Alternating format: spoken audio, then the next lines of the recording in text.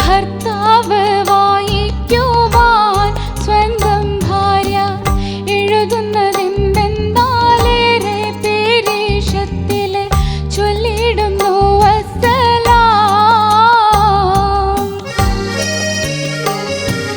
ഞങ്ങൾക്കെല്ലാം സുഖമാണിവിടെ എന്ന് തന്നെ എഴുതിടട്ടെ. മാറുനാട്ടിൽ നിങ്ങൾക്കും അതിലേറെ ക്ഷേമമാണെന്ന് കരുതി സന്തോഷിക്കട്ടെ.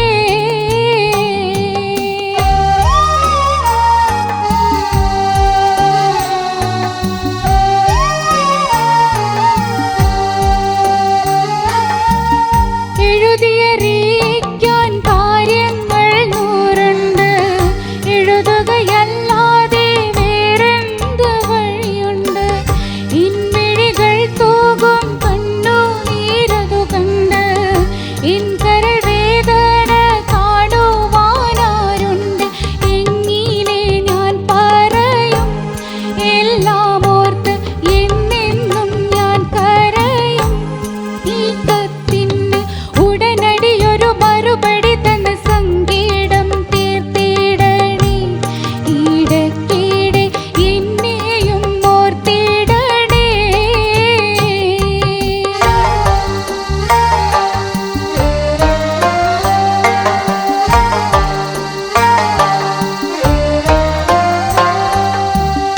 മധുവിധു നാളുകൾ മനസ്സിൽ കളിക്കുന്നു, മലരണി രാത്രികൾ മാറോടണയ്ക്കുന്നു. മദനക്കിനാവുകൾ എന്നെ ഉണർത്തുന്നു, മലരണി രാത്രികൾ എന്നോട് ചേർക്കുന്നു. എങ്ങനെ ഞാൻ ഉറങ്ങും?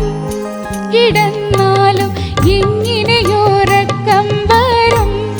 ഉറങ്ങിയാലും മധുവിധു അതിൻ പുതു പുതു സ്വപ്നം കണ്ട് ഞെട്ടിയുണരും. തലയണ കൊണ്ട് കെട്ടിപ്പുണരും.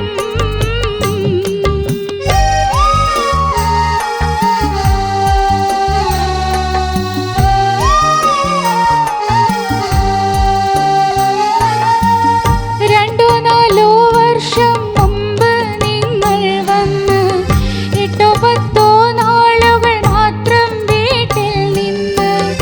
അതിലുണ്ടായൊരു കുഞ്ഞിന് 3 വയസ്സായിന്ന്. അവനെന്നും ചോദിക്കും പാപ്പാ എവിടെയെന്ന്, ഓടി ചാടി കളിക്കും.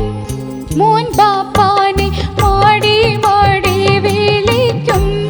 അത് കാണുമ്പോൾ ഉടഞ്ഞിടും ഇടനെഞ്ച് പിടഞ്ഞിടും. പൂക്കുഞ്ഞി പൈതലല്ലേ, ആ മുഖം കാണാൻ പൂതി നിങ്ങൾക്കുമില്ലേ?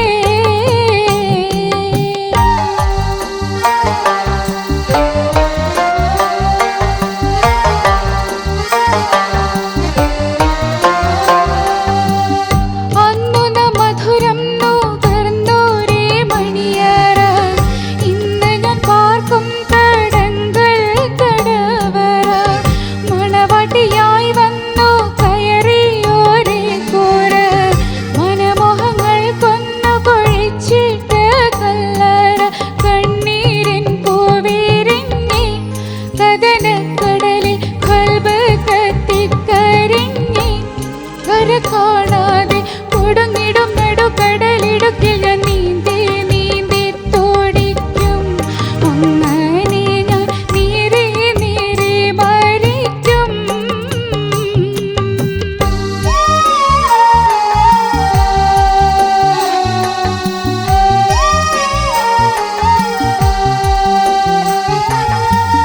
മധുര നിറച്ചോരൻ മാംസപ്പൂവൻ പഴം മറ്റാർക്കും തിന്നാൻ കൊടുക്കൂലൊരിക്കലും. മരിക്കുളമീ നീതി കാക്കും ഞാനെങ്കിലും. മലക്കല്ല ഞാൻ പെണ്ണെന്നോർക്കേണം നിങ്ങളും. യൗവനത്തേൻ വഴിഞ്ഞി 17